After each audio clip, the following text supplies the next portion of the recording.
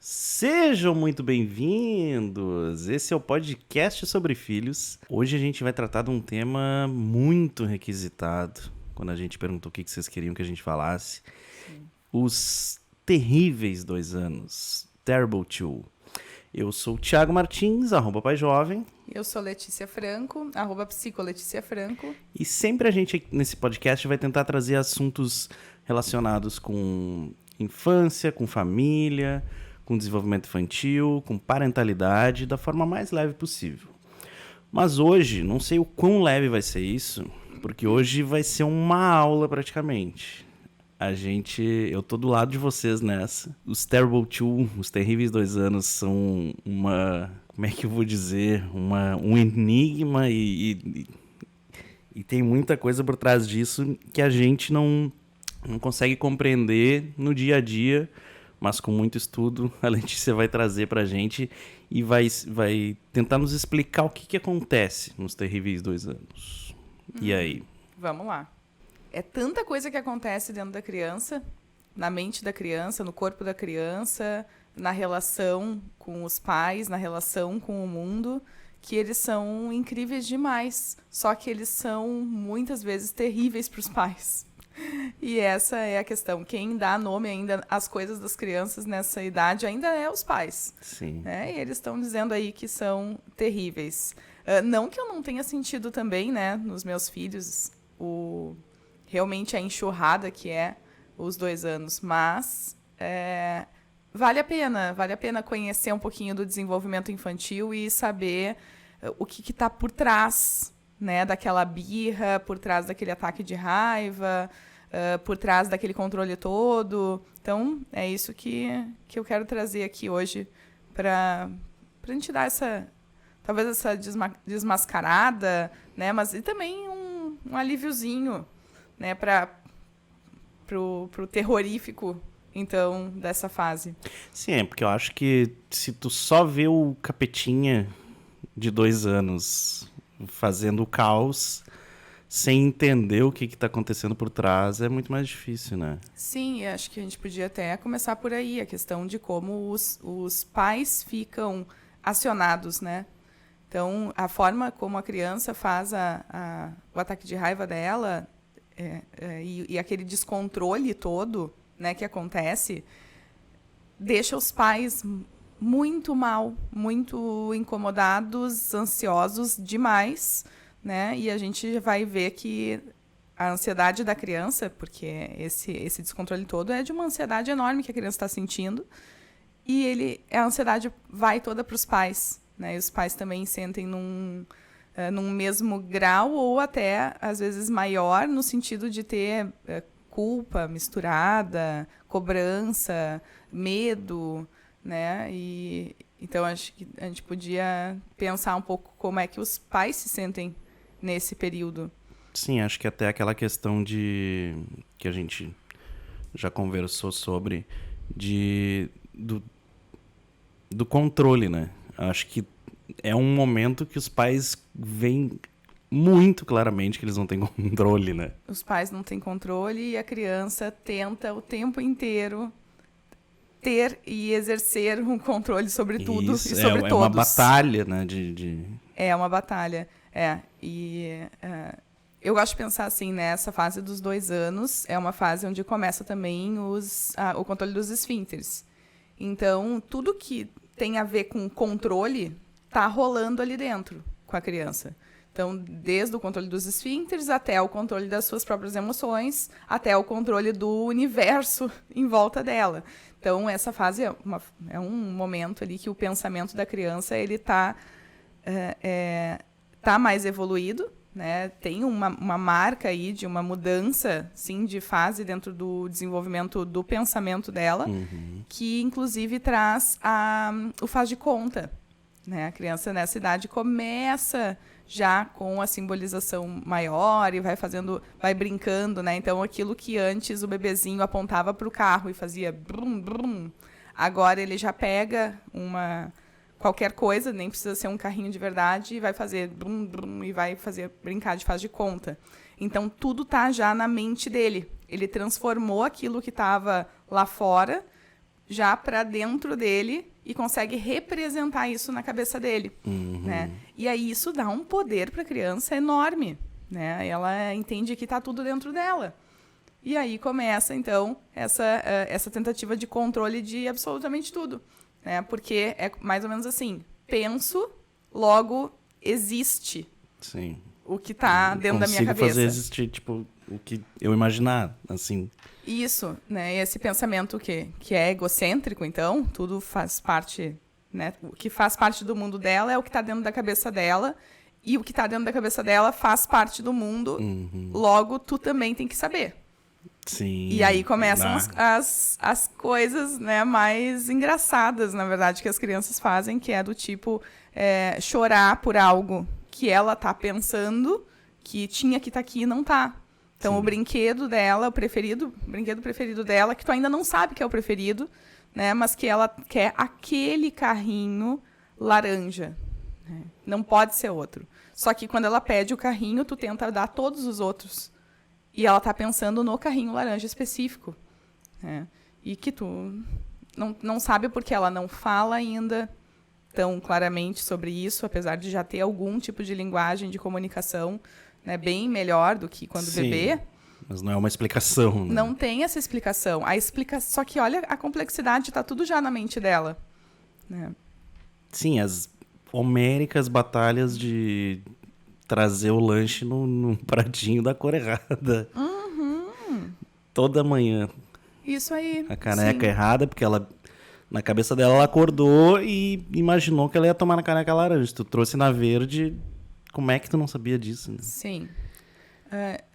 Ou as crianças nessa idade, então, como elas já estão brincando de faz de conta, né, iniciando essa simbolização, que é na verdade, um indicativo de saúde mental muito, muito positivo, né? Ela começa a convidar a brincar. Ela convida porque ela quer a companhia da mãe e do pai, né? Mas ela ainda não sabe brincar junto, né? Porque só vale o que está na mente dela. Então, quando ela vai colocando os bichinhos um do lado do outro, faz uma fazendinha com os animais dela e tu inventa de colocar um terceiro elemento junto com os cavalinhos, ela vai fazer um grande tendel e vai brigar muito com o pai e a mãe, né, com quem está brincando, e a coisa já vai ser destruída, né? Porque daí também, no ataque de raiva, ela vai destruir a brincadeira.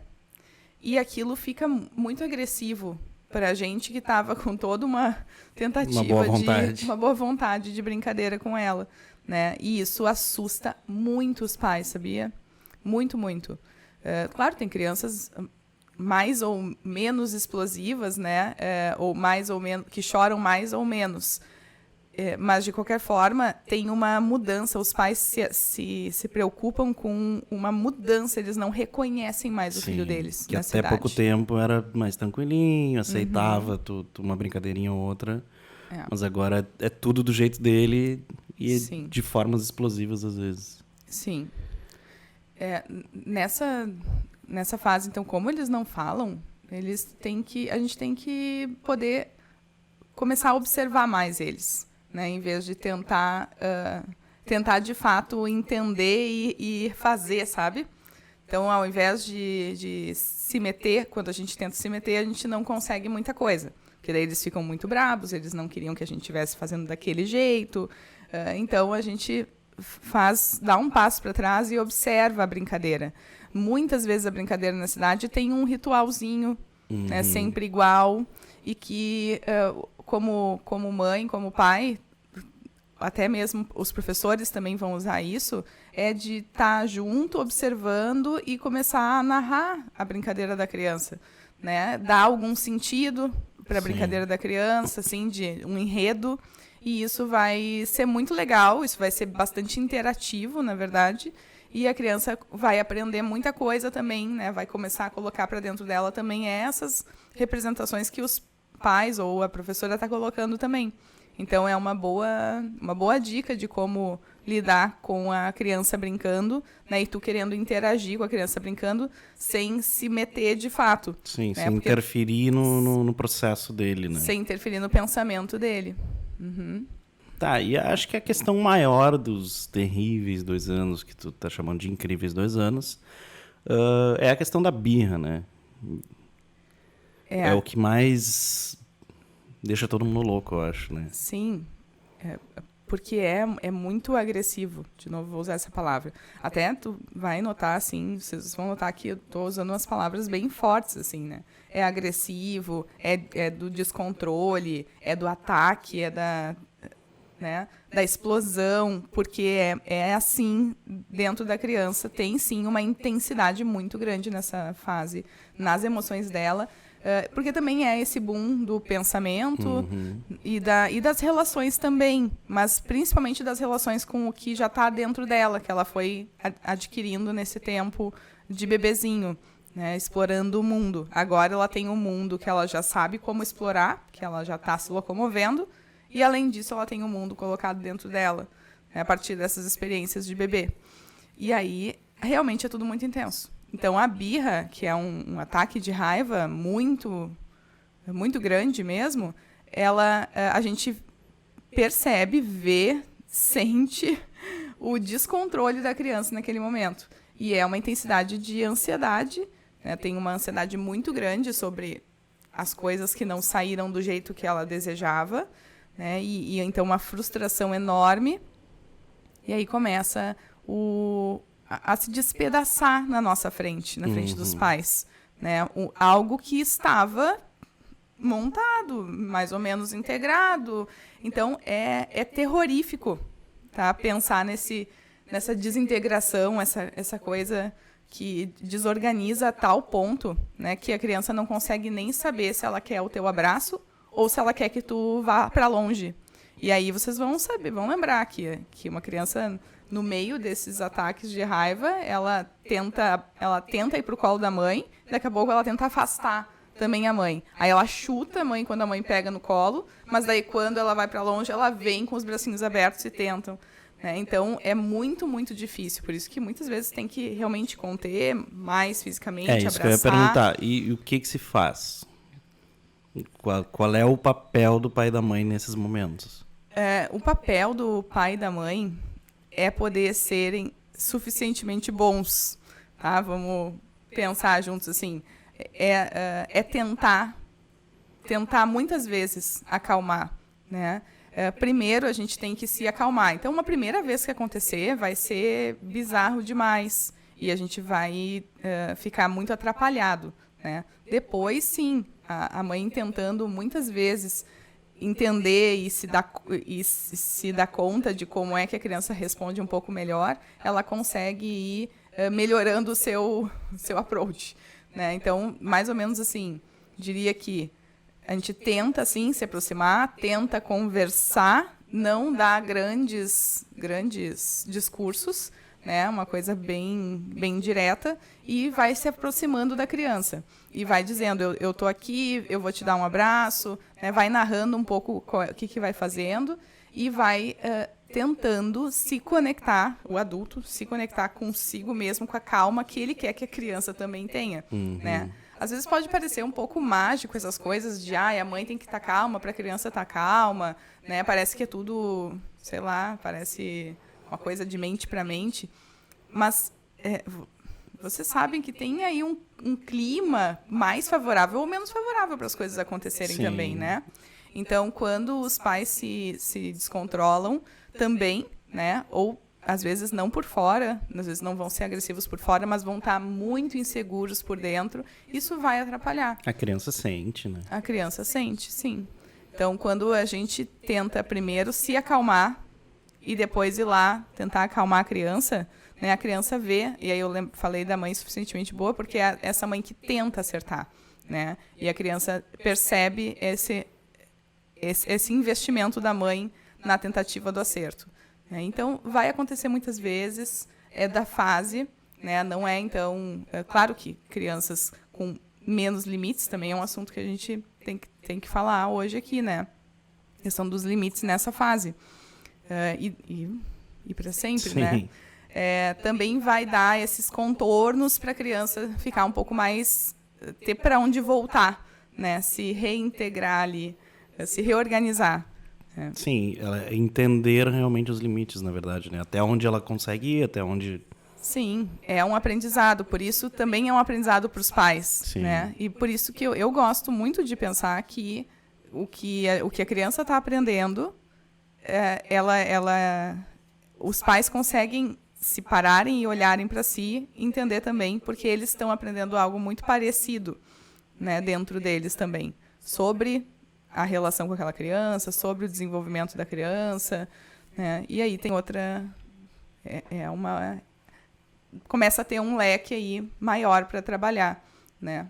E disso que estava falando antes, eu lembro bastante, assim, de eu ter que sair, às vezes, do lugar que o Arthur estava. O Arthur, acho que foi mais, assim, porque a gente estava aprendendo tudo isso, assim, né? Eu estava aprendendo. De ter que, às vezes, sair para eu conseguir me acalmar para realmente aquele caos aquele tornado que estava na sala conseguir se dissipar um pouco. Sim, olha só que interessante, porque essa é uma pergunta que me fazem muitas vezes, que mas não é melhor, então, deixar a criança um pouco sozinha? Funciona deixar um pouco ela lá, né? Tasmania, quebrando tudo. Então, será que funciona porque a criança ficou sozinha? Ou será que funciona porque os pais conseguiram... Saíram do turbilhão e se acalmar um pouquinho e poder voltar de uma outra forma, né? Nunca saberemos. Não, mas então é esse conjunto, né? A criança, ela vai pedir, né? E a gente vê que não dá para deixar... Pode ser útil deixar a criança um pouquinho ali para os pais se reconectarem consigo mesmos, mas não vai deixar vários minutos a criança, por exemplo, né? Sim. Porque ela vai começar assim a bater na porta e gritar e pedir pelo pai e pela mãe. Então são questões de pequenos momentos, né, de respirar e poder retornar, né? Tentar de novo. E a criança ela tá realmente se sentindo muito perdida dentro dessa ansiedade toda, né? Então isso sim, isso é bastante terrível, mas é terrível nesse sentido, sabe, para ela, né? Isso não é de fato tão traumático, tá? Nada disso, não é nesse sentido de terrível, mas é da intensidade da ansiedade dentro dela. Sim, ela tem uma porrada de sentimentos ali que ela não tá nem sabendo entender o que tá acontecendo, Exatamente. Né? Então essa é a carga mental, né, de pensamentos, de sentimentos e também de coisas no corpinho dela que estão acontecendo ao mesmo tempo, né, e que se descontrolam ali. Tem essa explosão. Então alguma coisa não saiu como ela queria, aí a mãe não fez certo como ela queria, e aí o pensamento dela não era tão poderoso quanto ela achava Sim. que era. E aí as coisas, então, acontecem, né, e se desfazem na frente dela, e aí começa tudo. Então, um transbordamento, a gente pode pensar, né, de muita ansiedade, e aí junta, assim, uma raiva muito grande também. Né? E isso tudo a mãe sente, é uma estaca no coração da mãe, de como é que eu não consegui manejar isso antes disso acontecer, né? E aí começa, então, toda uma fantasia de controle da mãe que é desmanchada, né? E aí a mãe se sente muito, muito impotente. Essa impotência é uma das coisas que mais, assim, faz a gente perder as forças na maternidade. Então, é intenso, muito intenso para a dupla. Sim, tem essa impotência, realmente tira as forças e a questão de, às vezes, da gente realmente não saber o que fazer, assim, que tu vai tentar acalmar e ela te empurra, tu vai dar um abraço, ela te bate, daí ela não te quer, daí ela chora porque tu deu 2 passos para trás. Como é isso, sabe? Olha que interessante esse vai e vem, né? Se aproxima e afasta. Então, retém e libera. Tá? Isso fala muito do controle, né? Do controle como um todo, e daí vamos pensar no próprio controle dos esfínteres. Então, a criança está ali aprendendo a expulsar e a reter coisas dentro do corpo dela. Coisas que antes ela não fazia ideia de que existia de forma separada dela, né? Então, é bastante também terrorífico ela ver as coisas indo embora de dentro dela, tanto o próprio cocô, o xixi, mas também a mãe, o pai, ou a brincadeira e o jeito que ela tinha pensado nas coisas, né? Então, ela também tenta reter tudo dentro dela. E aí, por isso que a gente tem nessa fase do desfraude, que começa por volta aí dos 2 anos, né? Falar melhor, uma fase do controle dos esfíncteres. Às vezes não vai ser ainda do desfraude, mas já começa o processo, né, nessa fase. Tem tudo a ver com as emoções dentro dela, o jeito que ela está lidando com os pensamentos, ela também está lidando com o cocô dela, né? Então, quando a gente entende isso, quando a gente entende essa parte do desenvolvimento né, neuropsicológico, cognitivo e também físico, a gente consegue, como pais, ficar um pouquinho mais antenado, tranquilo, né? E é o contrário do querer controlar, né? É o poder deixar acontecer, porque a gente sabe que é uma coisa da fase, né? Então, em vez de perguntar assim, como é que eu lido com a birra, né? E ter que ir atrás disso, assim, né? Como é que eu lido em termos de manual, eu poder ver assim, o que está acontecendo com a minha criança nessa fase da vida dela, que ela tem esse tipo de comportamento, né? E aí a gente consegue compreender e consegue, por exemplo, ter mais recurso, né, para a gente se retirar um pouquinho, se acalmar, lembrar que, olha como ela está controlando, nossa, não é à toa que ela está enfesada, né? Enfesada, cheia de fezes, ela tá retendo tudo, tá com uma prisãozinha ali de ventre. Sim, por olha controle. só, e aí ela tá com essa raiva toda dentro dela que ela, né, precisa ainda expor para fora. Então a gente fica assim mais tranquilo. Não deixa de ser ruim, difícil, ansiogênico também, mas entendendo o desenvolvimento, a gente consegue muita coisa. Então, seus filhos vão fazer birra. Eles vão passar pelos terríveis 2 anos. A diferença, eu acho, em como isso vai afetar a família, eu acho que é o quanto tu vai te esforçar para entender o que está acontecendo naquela fase, eu acho, né? Muito bem colocado, sim. Sim, e aí, bom, claro que tu vai lembrar, né, que com toda essa bagagem teórica, de noite, depois que as crianças estavam dormindo, aí a gente já se reunia, nós dois conversávamos, e eu acabava falando assim, tá acontecendo tal fase, tal coisa dentro da cabecinha dele, olha só o que ele fez, né, olha só o que ela fez. E mesmo assim, estava destruída. Sim, né? sim. E super cansada e frustrada também. Frustrada porque tentei acertar durante o dia inteiro e nem sempre acertei, né? Mas podendo ter essa ideia do que acontece dentro da criança, serve para, daí no caso, né, para mim, mas eu já tinha, então eu falava para ti, né? Uhum. E aí a gente conversava então sobre isso, né, e sobre o que fazer amanhã, para a gente tentar acertar melhor amanhã e torcer para que fosse um dia melhor também. Sim, e né? que às vezes era, às vezes não era, né? Exatamente. Tipo, a frustração caminha junto com a paternidade, com a parentalidade, né? Sim, com certeza. Porque realmente são as tentativas que a gente vai fazendo, tentando entender o que está acontecendo e é isso. Vamos ver como é que a gente vai contornar isso, mas sabendo muito da onde vem o que está acontecendo com eles, né? E eu acho que essa é a diferença, assim, né? Sim. De não ser simplesmente, oh meu Deus, largar o diabo da Tasmânia na nossa casa. Uhum. Sabe o que eu penso sobre o conhecimento nesse caso, né? Saber sobre o desenvolvimento infantil seria juntar o quebra-cabeça, né? Então, pensem num quebra-cabeça com bastante peças, né? Com uma imagem bastante complexa.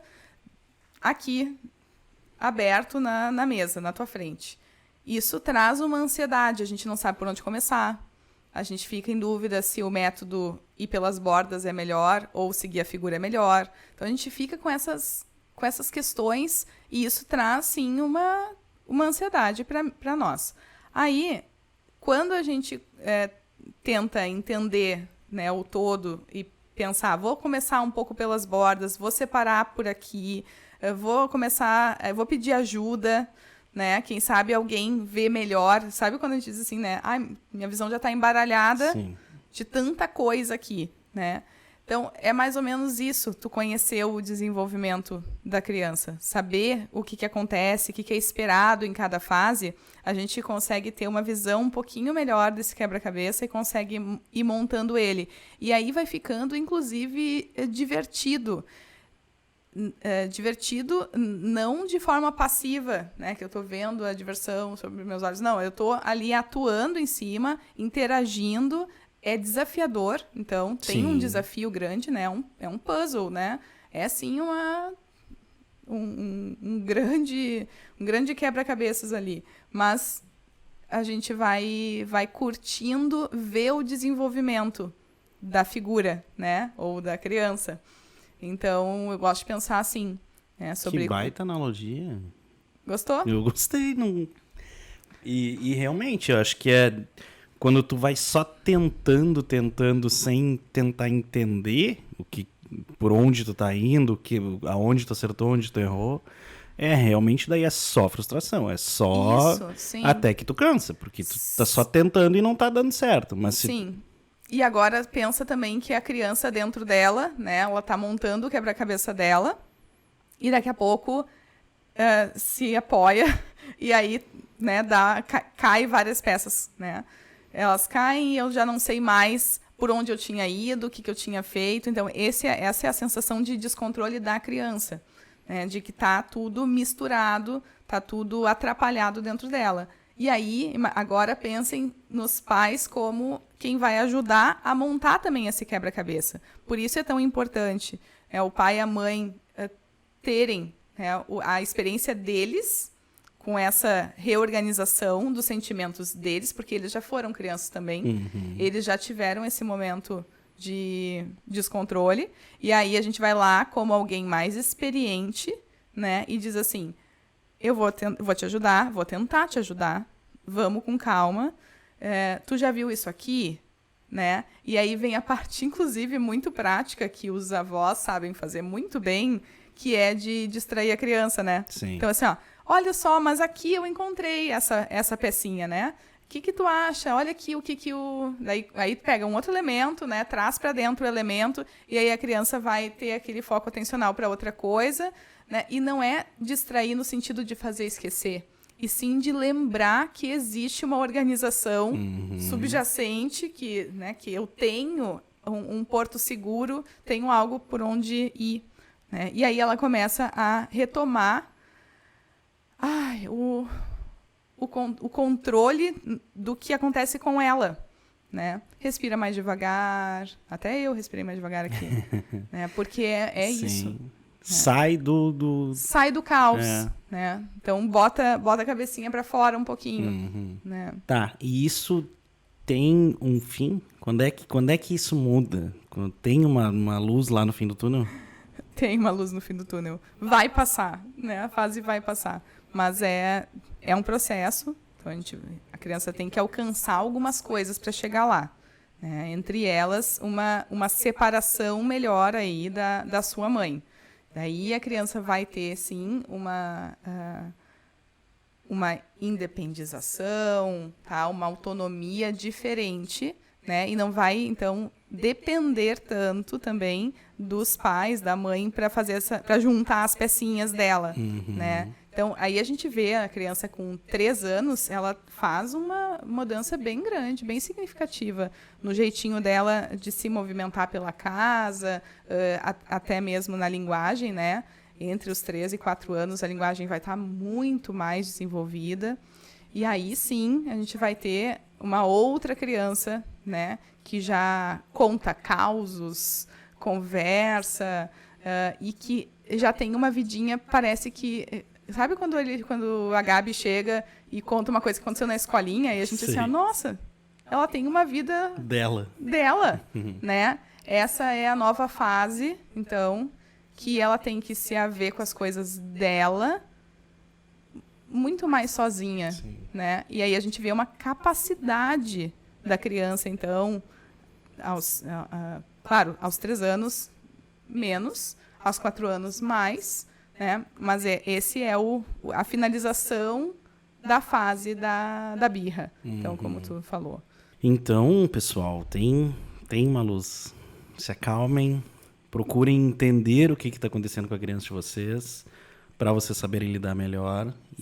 Sim, e quando ficarem ansiosos sobre alguma questão, né, da fase do desenvolvimento, por exemplo, assim, será que ela já tinha que ter desfraudado? Por que ainda não desfraudou? Por que está com medo disso ou daquilo? Aí procura uma ajuda, procura orientação, né, um psicólogo vai poder te ajudar nisso, porque daí a gente vai avaliar algo, o todo, né, e vendo, às vezes, algumas travinhas que ficaram, né, no desenvolvimento, que não está deixando a criança ir mais para frente nessa fase. E aí se libertar dessa fase, né, e nos libertar dessa fase. Então, é mais ou menos por aí. Por isso que a gente diz que cada criança tem o seu tempo, né? Sim, tem o seu tempo, mas tem um momento que os pais começam a ficar ansiosos e agoniados, né, com não ver a coisa acontecer. E aí uma orientação dá conta. Então, tem uma luz no fim do túnel. Tentem entender sobre o desenvolvimento dos filhos de vocês, que acho que tudo fica mais fácil, né? Com certeza. E claro que vão ter casos de desenvolvimento atípico, como a gente diz, né? Que não está se desenvolvendo bem, ou que a gente está percebendo, os pais estão percebendo alguma coisa diferente ali no processo.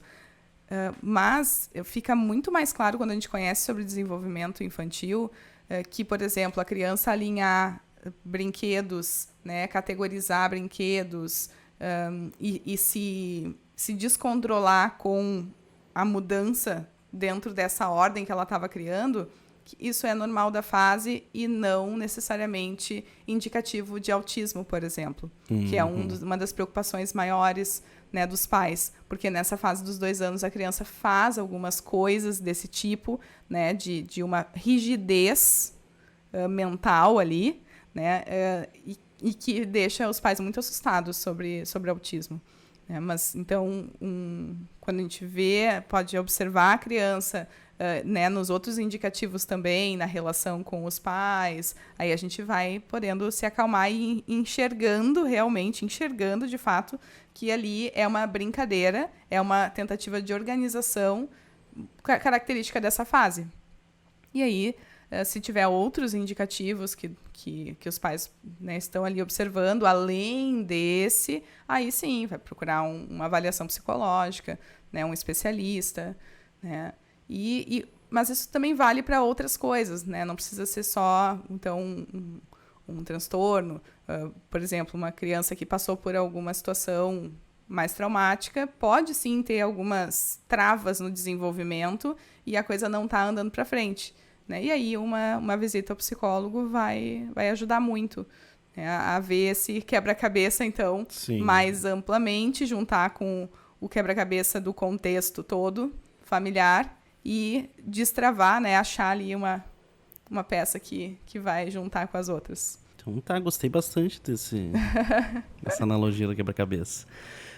Vamos ficando por aqui, já estouramos o tempo, e novamente... Se tiver alguma dúvida, se a gente não falou alguma coisa que tu esperava que a gente falasse aqui dos terríveis 2 anos ou dos incríveis 2 anos, deixa aqui nos comentários, nos manda no direct, @paijovem, @psicoleticiafranco, e até a próxima. Até a próxima.